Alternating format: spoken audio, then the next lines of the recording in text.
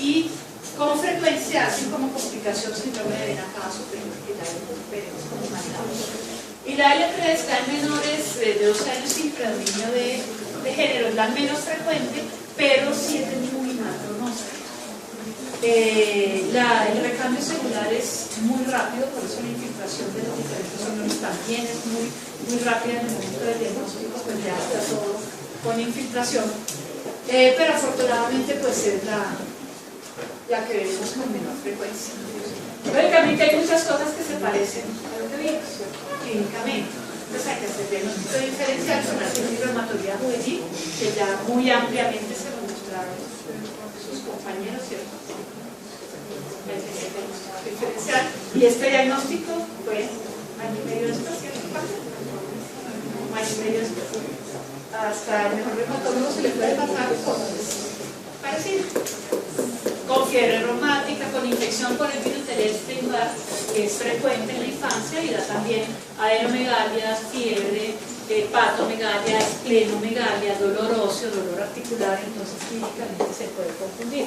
Y en estos casos es muy importante hacer la identificación del Epstein-Barr porque los niños que han tenido mononucleosis por Epstein-Barr con frecuencia, en etapas más tardías, desarrollan linfomas y con menor frecuencia leucemia.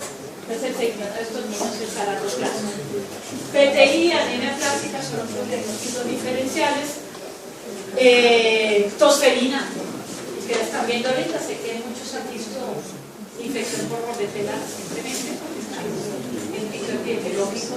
¿Por qué la tosferina hay que hacer diagnóstico de infección? ¿Qué caemos de estos que los recuentos leucocitarios de los niños con infección por bordetela son muy altos? Entonces son grandes leucocitosis extensas de linfocitos, que es una infección bacteriana, porque es una linfocitosis importante. VIH-Sida, tuberculosis y bueno, otras cosas en que pensar. Pero también con enfermedades neoplásicas, son los linfomas y los otros tumores que ya hemos mencionado. Como medida general es cuando tienen la sospecha diagnóstica, pues el aspecto nutricional que no debemos olvidar, una alimentación adecuada, continuar la escolaridad en la medida de lo posible, no aplicar vacunas vivas, atenuadas, mientras están sospechando el diagnóstico o aún más cuando lo concluyeron, mientras se termina el tratamiento. Obviamente hay que tener un conocimiento adecuado de la enfermedad para pensarle y poder recomendarle a la familia. Hidratación, transfusión cuando sea necesario, y en esto sí insistimos porque a veces les llega el niño con 4 o 5 gramos de hemoglobina muy descompensado, tiene compromiso de las 3 líneas celulares, sospechan una leucemia, pero no lo transfunden porque es que hay que acabar el estudio. Ojo, se les muere el niño, ¿cierto? Entonces, si requiere transfusión porque no lo pueden compensar hemodinámicamente, hay que transfundirlo. La transfusión altera la periferia, pero no la médula. Y como el diagnóstico se hace con aspirado medular, no importa que le hayan transfundido todo lo que quieran, ¿cierto? Porque no cambia. Entonces, no duden en poner plaquetas si la requiere, glóbulo rojo si lo requiere, porque primero hay que salvarle la vida al niño y luego completar el diagnóstico. Control de infección, porque estos niños con frecuencia tienen infecciones, y no se olviden de lo que ya las doctoras de 7 a 9 les dicen cada más días, que es el adecuado manejo del dolor en estos niños. El manejo básicamente es con quimio, múltiples esquemas que no nos vamos a detener en ellos porque pues ustedes, a los que sean oncólogos más adelante, no van a estar directamente encargados de este manejo. La responsabilidad de ustedes es el diagnóstico oportuno y prevención adecuada. Bueno, pero pues múltiples esquemas con sus diferentes fases. En segundo lugar, entonces dijimos tumores del sistema nervioso central. 50% son infratentoriales y de estos 75% cerebrosos. Por eso es que hay que estar pendiente de todo el examen y los signos y síntomas, especialmente de coordinación. Más frecuentes de las sistema cerebeloso, el meduno, ependimoma y los gliomas, de células madres. La clínica pues obviamente varía dependiendo de la extensión y localización del tumor, ¿cierto? La mayoría de las veces el inicio es insidioso, o sea, es lento y no nos damos cuenta. Pocas veces es brusco, que si nos damos cuenta más rápido, ¿cierto? El síntoma más frecuente es la cefalea, entonces por eso insistimos. Cuando estemos pensando en causas de cefalea hay que buscar muy bien los signos que se llaman bandera roja. Entre ellos, la intensidad del dolor, el que lo despierte. Un niño que se despierta con dolor de cabeza no está fingiendo, ¿sí? Porque es que el que se levanta y se me duele la cabeza porque no quiere ir al colegio, pues sí, al rato está jugando y ya se le pasó. Pero el que se despierta en la noche porque le duele la cabeza, es porque hay que ponerle atención. Y cualquier manifestación neurológica asociada a ese signo bandera. Bueno, náuseas, vómitos, alteraciones visuales, auditivas, alteraciones a nivel de coordinación, cambios en la conducta, en el ánimo, etcétera, etcétera.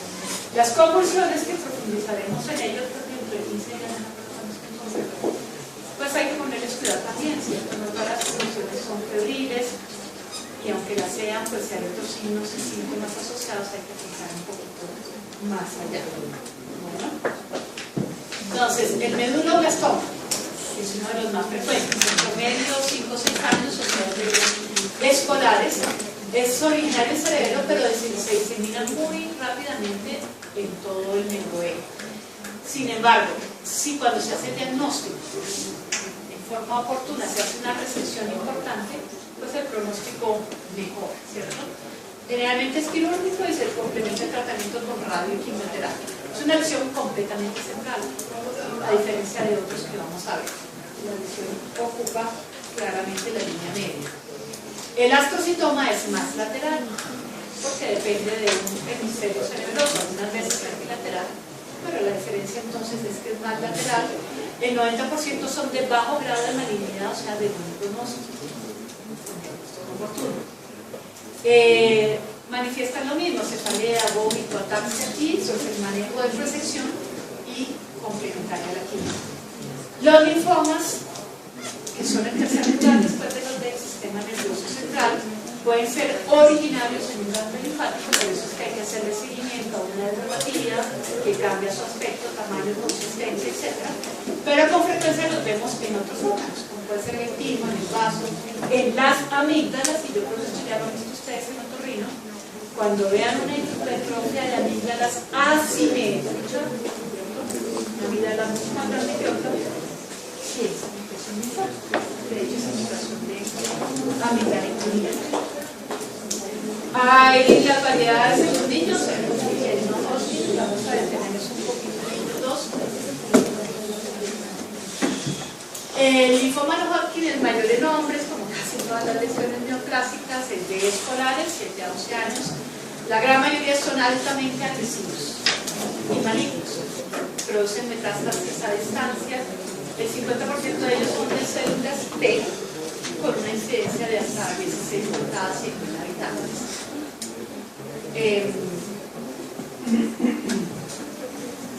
Como les comenté previamente, está relacionado con el virus del Epstein-Barr. Entonces, siempre que sospechen una mononucleosis, confírmenla porque están obligados a hacer seguimiento de estos niños de muy largo plazo, buscando la posibilidad de desarrollo del linfoma. Entonces, clínicamente vemos pues el tamaño del ganglio, fiebre, pérdida de peso. Hacemos exámenes complementarios, pero el diagnóstico pues básicamente se confirma a nivel de médula ósea y de biopsia de la lesión específica. Tratamiento, radio y quimioterapia. Tumor del Wilms, ya habíamos comentado un poquito, de neoplasia, dime María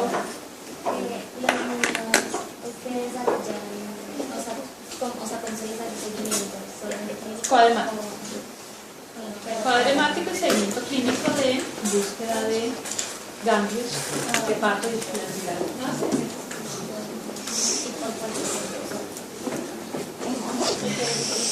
Uno diría que después de 5 años la posibilidad es muy poca, pero el seguimiento es permanente. Bueno, el tumor de Wilms, porque ya tienen cara de sueño. Él ya se durmió. Neoplasia renal maligna más frecuente en la infancia, es de niños pequeños, puede ser desde el nacimiento palpable, pero en general lo vemos entre los 2 y los 3 años. Puede estar asociado a anomalías congénitas como puede ser la anividia, la hemihipertrofia, que es frecuente. Entonces es lo mismo, si ustedes ven un niño que tiene una extremidad más gordita que la otra, más grande que la otra, empiecen a buscar otras cosas, se fijan en el iris, que a veces hay anividia, y buscan la masa abdominal porque por frecuencia está asociado al tumor de Wilms. Y otras anomalías genitourinarias menores, como puede ser el riñón poliquístico, la hipospadia, la rodura, etc. Siempre hay que estudiarlo, ¿no? Por lo menos con ecografía renal. La masa abdominal es palpable en la gran mayoría de los casos. Algunas veces, como esta en corta escalada, puede ser visible, pero ojalá sea solo palpable para que tenga mejor pronóstico. Hay dolor abdominal, hematuria, fiebre, hipertensión arterial, y si está asociado a alguna anomalía congénita, pues lo relativo a ello y a las metástasis que son frecuentes. Entonces, el diagnóstico, pues nos orientamos por ecografía abdominal, pero hay que complementar con tomografía o resonancia para tener más claridad del tamaño y extensión de la masa, y hacemos exámenes complementarios para ver si hay otros órganos comprometidos. El pronóstico depende del tamaño de la lesión en el momento del diagnóstico y de la resecabilidad, si no hay invasión a estructuras vecinas. Siempre es quirúrgico, así que hay forma parecido, y algunas veces hay que complementar con quimio y radioterapia. Y el neuroblastoma, que es el tumor extracranial sólido más frecuente en los niños, corresponde al 10% de todos los tumores. En cualquier sitio donde haya una cadena simpática pues se puede desarrollar, y lógicamente la sintomatología pues depende del sitio donde se ha manifestado. El osteosarcoma es más de adolescentes, no tanto de niños pequeños y de adultos jóvenes. Con frecuencia compromete las metástasis de los huesos largos, y la manifestación básicamente es dolor, aumento del tamaño de la extremidad por inflamación y limitación funcional. Tiene un pronóstico de sobrevida a 5 años de 70%, pues lógicamente con diagnóstico oportuno. Y finalmente el retinoblastoma, que ustedes ya lo saben diagnosticar muy bien a través del globo retiniano, que es el tamizaje inicial, ¿cierto? Pero hay otros síntomas como proptosis, hipercocoria, desviaciones, estrabismo, y dependiendo del estadio, que de la fotografía de abajo pues ya es prácticamente muy mal pronóstico. Dependiendo del estadio, pues depende del pronóstico. Diagnóstico diferencial. ¿VIH? Bueno, si está muy consumido, puede ser VIH. ¿Qué más?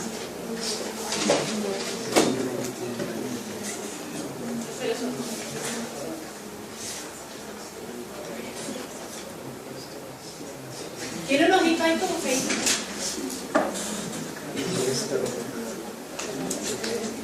Tiene proptosis, aunque es bilateral, pero en el ojo izquierdo, es más llamativa, con compromiso de celulitis, tiene un poquito de edema y tiene eritema. Síndrome de la cava superior. Síndrome de la cava superior es mucho más dramático, ya lo vamos a ver, porque hay congestión venosa de aquí hacia arriba, o sea, del cuello hacia arriba, entonces hay compromisos de toda la columna con una cianosis importante. No, esto es muy fácil, puede ser muchas cosas, ¿cierto? Y hay que pensarlo. Pero voy a hacer que muchas veces vemos un edema parfeoral o un poquito de inyección conjuntival o de secreción, nos quedamos en conjuntivitis cuando nos va muy bien en celulitis, ¿cierto? O en reacción alérgica, pero debajo eso puede haber un retinoblastoma. Entonces no se olviden de los tumores primarios de órbita y aún de los secundarios, porque la manifestación puede ser igual. El neuroblastoma y el rhabdomio hacen metástasis a órbita. Urgencias oncológicas, que es lo que ustedes deben saber manejar inicial. 3 importantes: lisis tumoral, neutropenia febril y vena cava. Síndrome de vena cava superior. Perdón. Entonces, el síndrome de lisis tumoral es frecuente en aquellas neoplasias que tienen una gran celularidad, por ejemplo, una leucemia, ¿no? Con recuentos celulares muy amplios o muy pocos. Se caracteriza por la tríada de hiperuricemia, hipercalemia e hiperfosfatemia, asociada a una insuficiencia renal aguda. Entonces lo vemos en este tipo de lesiones con mucha celularidad, y básicamente hay que hidratar en forma importante al paciente. Una hidratación profusa con grandes volúmenes de líquidos, alcalinizar la orina y obviamente remitir. Si no tienen la opción de hacer una revisión rápida, pueden empezar a utilizar alopurinol si lo tienen disponible, pero la mayoría de las veces estos niños requieren diálisis para controlar especialmente la hipercalemia y la hiperfosfatemia. ¿Cómo puedo manejar una hipercalemia? Si no tengo diálisis, ¿no? Es que estamos en Pavarandocito y estás solito. La solución polarizante y glucosa con insulina. Antes de la solución polarizante, si la hipercalemia no es muy severa, ¿qué puedo hacer? Los beta-2, acuérdense que como efecto secundario producen hipocalemia, entonces podría utilizar un beta-2. ¿Qué otra cosa?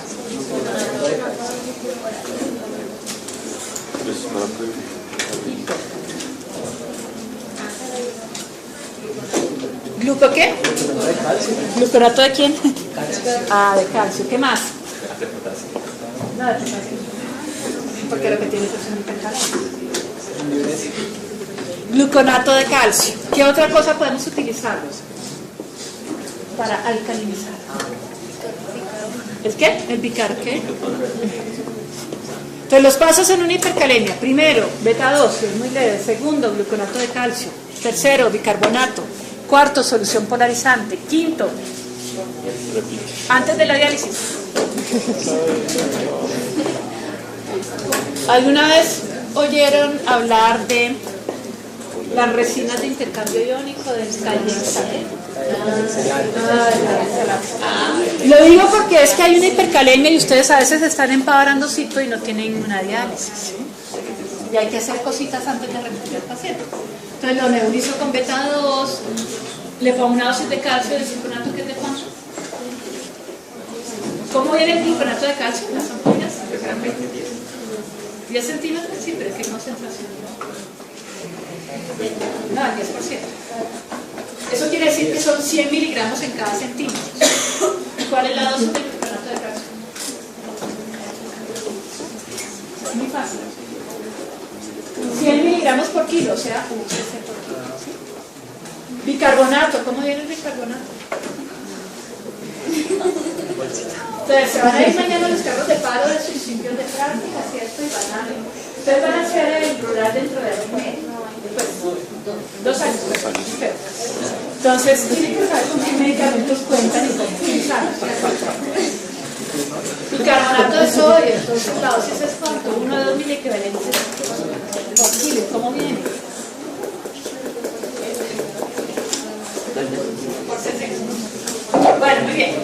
Esto es aquí al margen, pero es que la hipercalemia, independientemente de que sea por una lisis tumoral o no, tienen que saberla marcar.